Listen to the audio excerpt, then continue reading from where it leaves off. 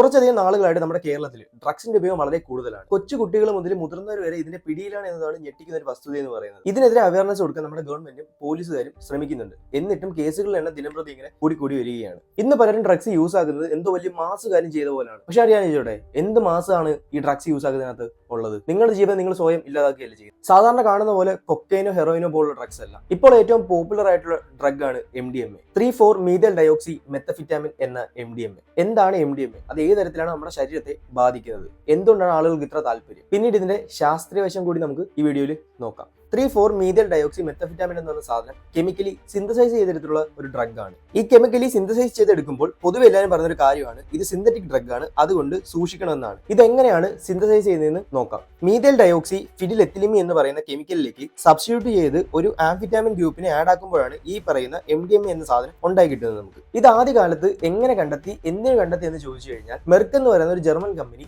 1912 നമ്മുടെ മനുഷ്യ ശരീരത്തിൽ എക്സസീവ് ആയിട്ടുള്ള ബ്ലീഡിംഗ് ഉണ്ടാകുന്ന സമയത്ത് അത് നിർത്താനായിട്ട് കണ്ടെത്തിയ ഒരു ലൈഫ് സേവിംഗ് ഡ്രഗ് ആണ് നമ്മുടെ MDMA അല്ലെങ്കിൽ 3,4 മെത്തഫിറ്റാമിൻ എന്ന് പറയുന്നത്. അങ്ങനെയാണ് അതിന്റെ പേറ്റന്റ് അവരെടുത്തിട്ടുള്ളത്.